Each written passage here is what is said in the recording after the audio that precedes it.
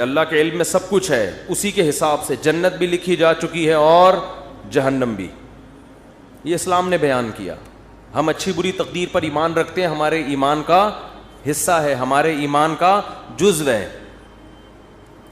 اس پر غیر مسلم کہتے تھے کہ جب سب کچھ پہلے سے ہے تو قرآن کہتا ہے, یہ ابھی بھی کہتے ہیں اور موت کے بعد جب ان کو اللہ عذاب دے گا تو اس وقت بھی کہیں گے کہ اگر اے اللہ تو چاہتا تو ہمیں زبردستی سیدھے راستے پہ بولو لے آ سکتا, اور ہمیں جنت میں جانا ہی نہیں تھا, تو جب جانا ہی جہنم میں تو جا رہے ہیں, تو اب ہمیں سزا کیوں دے رہا ہے؟ اس میں ہمارا قصور کیا ہے؟ قرآن نے کیا کہا, قل هل عندکم من علم فتخرجوه لنا, تمہیں پہلے سے یہ علم تھا کہ تم نے جہنم میں جانا ہے؟ اگر تھا تو لے آؤ. جواب سمجھ میں آیا؟ یہ جواب نہیں, یہ قرآن سوال کر رہا ہے جس کا اب تک جواب, یہ میں اس کو ذرا آسان انداز میں سمجھاتا ہوں. قرآن نے تو آسان میں, لیکن عربی میں ہے نا, تو میں اس کو اردو میں آسان انداز میں سمجھاتا ہوں.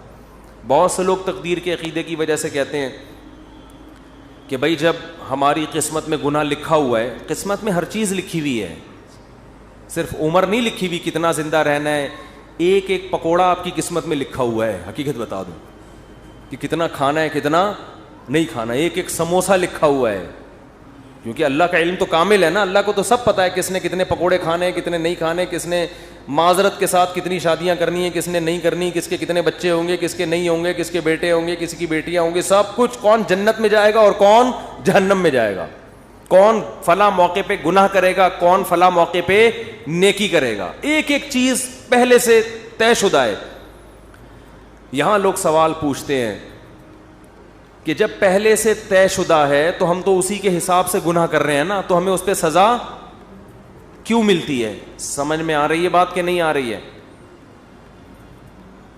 تو اس کا قرآن کیا کہتا ہے کہ طے شدہ ہے مگر تمہیں پتہ نہیں ہے. تم تو یہ سوچ کے کر رہی ہوتی ہے نا اپنے پورے اختیار سے, اپنے مکمل اختیار سے ایک جرم تم کر رہے ہوتے ہو.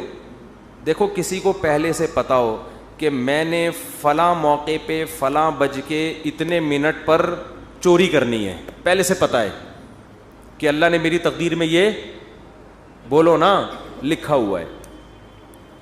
اب آپ کو پتہ ہے یار تقدیر کبھی ٹلتی نہیں ہے, ہفتے کے دن دوپہر 2:03 پر میری تقدیر میں لکھا ہے کہ میں مسجد سے چپل چوری کروں گا.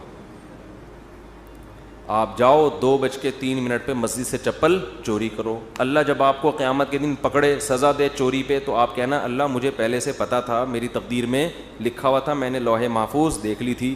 تو اللہ آپ کو سزا نہیں دے گا, کیونکہ اللہ نے خود کہا ہے کہ لوح محفوظ میں جو چیز لکھی ہوئی ہے وہ چینج نہیں ہو سکتا. اللہ میں تو مجبور تھا, مجھے پتا تھا, میں نہیں بھی کرتا تو مجھے تقدیر کھینچ کے لاتی اور میں چپل چوری کرتا. لیکن آپ کو پہلے سے پتا نہیں ہوتا. جب پتہ نہیں ہوتا تو آپ اپنے اختیار سے کر رہے ہوتے ہیں. سمجھ میں آ رہی ہے بات؟ اپنے اختیار سے جا رہے ہوتے ہیں, اپنے اختیار سے چپل چوری کر رہے ہوتے ہیں, اپنے اختیار سے پکڑے جاتے ہیں. اس کی مثال اور آسان کر کے, ایک دن کیا ہوا, زید نے بکر کا قتل کر دیا. زید نے کیا کیا؟ بکر کو قتل کر دیا. ہفتے کے دن 2:03 پہ آپ نے زید کو پکڑ لیا, بیٹا تو نے بکر کو قتل کیا ہے, ہم تجھے کیا کریں گے؟ قتل کریں گے سزا کے طور پر. زید کہتا ہے دیکھو بکر کی تو عمر اتنی تھی, بکر نے اس سے زیادہ زندہ نہیں رہنا. ہمیں پتہ ہے ہر آدمی کی عمر پہلے سے طے شدہ ہے, تو زید نے تو اتنے ہی سال زندہ رہنا تھا. حدیث میں آتا ہے ماں کے پیٹ میں جب بچہ ہوتا ہے تو پہلے سے فرشتہ لکھ کے چلا جاتا ہے کتنے عرصے کے لیے زندہ رہے گا یہ.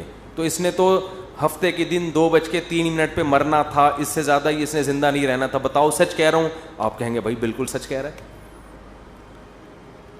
لیکن آپ اس بیس پہ زید کو چھوڑ دو گے؟ آپ بولو گے کہ یہ بات اللہ کو پتہ تھی, کسی اللہ کے علاوہ کسی کو پتہ نہیں تھی. تیری نظر میں تو وہ ابھی زندہ رہنے والا تھا, تو نے تو اپنے اختیار سے جا کے اس کو 2:03 پہ قتل. یہ تو قتل کے بعد پتہ چلا ہے کہ اس نے زندہ رہنا تھا, تجھے تھوڑی پتہ تھا.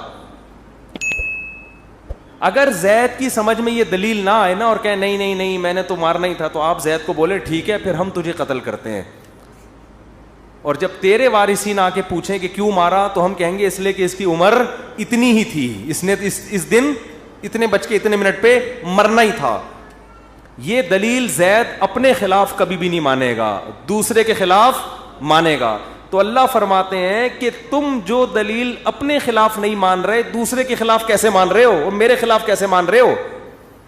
کیونکہ جب انسان گناہ کرتا ہے تقدیر میں تو لکھا ہوا ہوتا ہے, مگر لکھے سے پہلے اس کو نہیں پتا ہوتا کہ یہ لکھا ہوا ہے. کرنے سے پہلے وہ اپنے اختیار سے کر رہا ہوتا ہے, اسی پہ اس کو قیامت کے دن سزا ملے گی. اور جب سزا ملے گی تو وہ کہے گا اللہ تو لکھا ہوا تھا. اللہ کہے گا ہل عندکم من علم, پہلے سے پتا تھا کہ لکھا ہوا ہے,